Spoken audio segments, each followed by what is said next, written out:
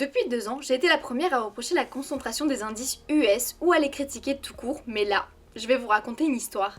Et à la fin, vous allez tous vous demander comment une telle aberration est possible.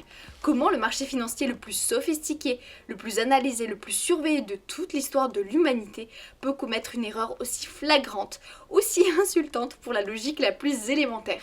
Parce que ce que vous allez voir aujourd'hui, c'est probablement le plus gros foutage de gueule de l'histoire de la bourse moderne et je pèse mes mots. Voici donc les faits et rien que les faits. Deux entreprises qui ont chacune porté la couronne de première capitalisation mondiale, de géants au sommet absolu du capitalisme planétaire. La première c'est Apple, une légende, une marque culte, un objet de désir mondial, mais une entreprise qui factuellement, chiffre à l'appui, ne croît quasiment plus depuis 5 ans et qui n'a pas sorti de véritable innovation de rupture depuis une éternité à l'échelle de la tech.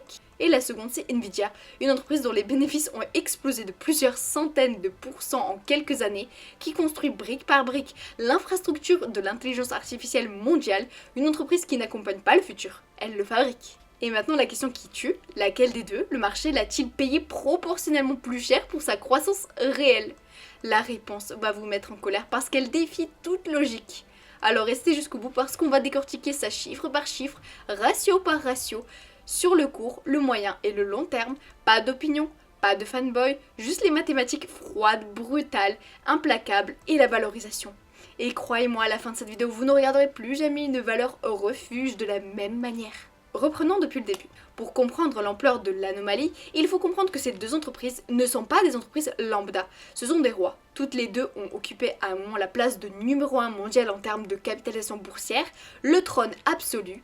Apple a régné pendant des années sur ce trône, symbole d'une époque, celle du smartphone roi, de l'iPhone qui a transformé nos vies, une domination écrasante légitime à l'époque. Puis est arrivé Nvidia et là changement d'air. On passe du monde du hardware grand public au monde de l'intelligence artificielle, le secteur le plus stratégique de la décennie. Nvidia fournit les processeurs, les fameux GPU, sans lesquels aucune IA moderne ne peut exister. Quand OpenAI, Google, Meta, Microsoft veulent entraîner leur modèle, ils achètent du Nvidia.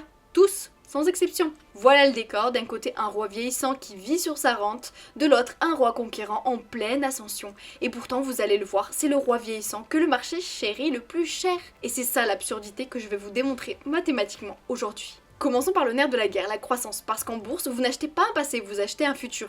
Et le meilleur indicateur du futur, c'est la trajectoire de croissance actuelle.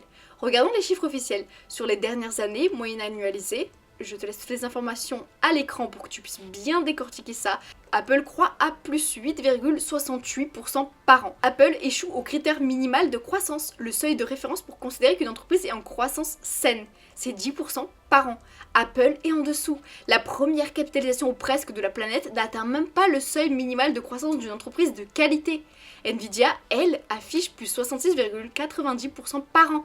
7 fois et demi plus vite qu'Apple. Ce n'est pas une autre catégorie, c'est un autre univers. Mais le chiffre d'affaires peut mentir. Le vrai juge de paix, c'est le free cash flow. Le cash réellement généré après tous les investissements. C'est l'argent que l'entreprise peut réellement utiliser. Et là, le verdict est encore plus brutal. Regarde-moi ces chiffres. Apple génère un free cash flow qui ne progresse que de plus 6,13% par an. Encore une croix rouge, encore un échec au critère minimal. Pendant ce temps, Nvidia fait croître son cash de plus 83,13% par an. On parle d'un facteur 13 fois plus vite. Posez-vous donc la question, sur le court terme, sur le moyen terme, sur le long terme glissant de 5 ans, quelle que soit la fenêtre que vous regardez, Nvidia écrase Apple sur la croissance. Et ce n'est même pas un débat, c'est une démolition statistique. Mais certains me diront, oui mais Apple c'est la qualité, l'écosystème, l'innovation. Vraiment? Posons la question honnêtement, qu'a réellement inventé Apple ces 5 dernières années? Des iPhones légèrement améliorés, un appareil photo un petit peu meilleur, un casque de réalité mixte au succès commercial très discutable, de l'optimisation, du raffinement, mais une rupture technologique majeure qui change le monde? Honnêtement, non.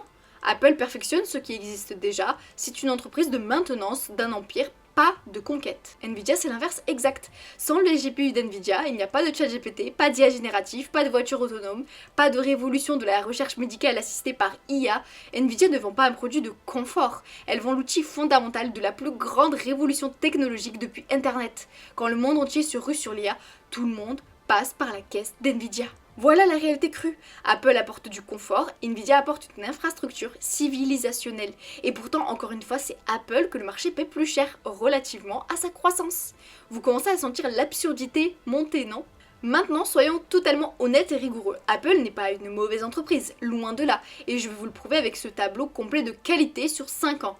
Comme toujours, on n'hésite pas à mettre pause, mais décortiquons-le ensemble. Sur le ROIC, le rendement du capital investi, Apple gagne avec 45,58% contre 37,89%, c'est excellent. Apple est une machine de rentabilité phénoménale, personne ne le nie. Sur la dette, les deux sont irréprochables, Nvidia est même en trésorerie nette positive. Et regardez la dernière ligne. Apple a racheté moins 14,40% de ses propres actions sur 5 ans, contre seulement moins 2,41% pour Nvidia. Apple est une machine à rachat d'actions redoutable. Mais attention, et c'est ici que le piège se referme. Ce rachat massif d'actions, c'est précisément l'aveu du problème.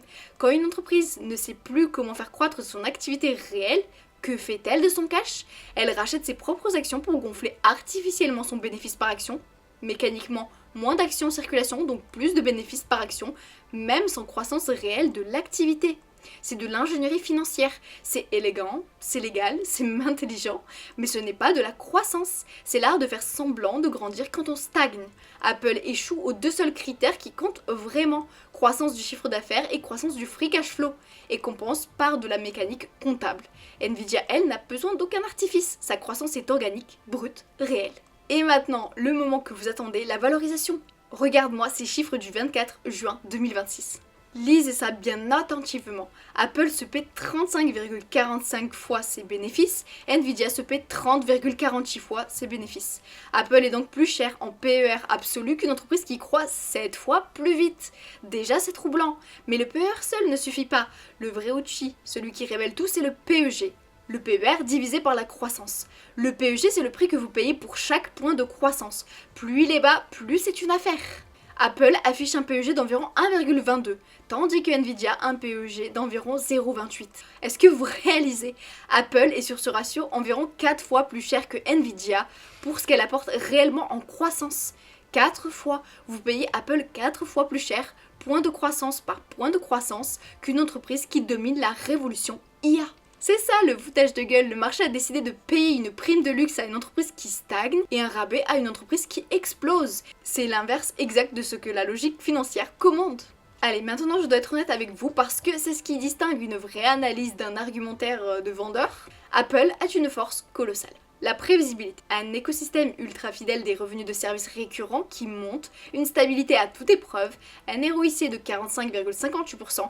Si demain l'économie tousse, les gens garderont leur iPhone, c'est une rente quasi obligataire.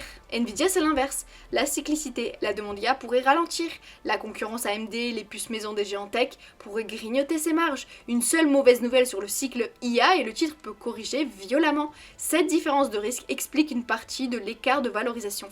C'est légitime. Mais une partie, mais pas un rapport de 4. Un PEG de 1,22 contre 0,28, ça ne se justifie pas uniquement par la peur du cycle. À ce niveau d'écart, ce n'est plus de la prudence, c'est une anomalie de marché caractérisée.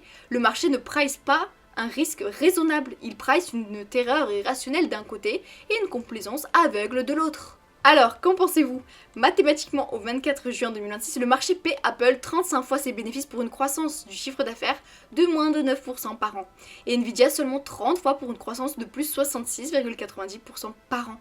Sur le PEG, Apple est environ 4 fois plus cher que Nvidia, pour ce qu'elle apporte vraiment. Une entreprise qui peaufine un téléphone payée plus cher qu'une entreprise qui construit l'infrastructure de l'IA mondiale, c'est quand même assez cocasse. La leçon donc à graver dans votre tête d'investisseur, ne jugez jamais une action à sa seule réputation. Apple est une entreprise magnifique, mais une entreprise magnifique payée beaucoup trop cher reste mathématiquement un mauvais investissement. A l'inverse, une entreprise en hypercroissance payée à un prix raisonnable peut être l'opportunité d'une décennie.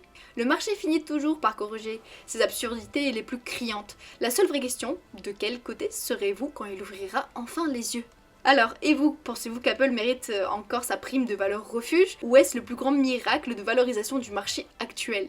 Team Apple stabilité ou Team Nvidia croissance ? Donnez-moi votre verdict en commentaire. N'oubliez pas de vous abonner à Valentine Invest pour ne manquer aucune analyse fondamentale chiffrée. N'oubliez jamais que la meilleure manière d'investir c'est de ne jamais cesser d'apprendre.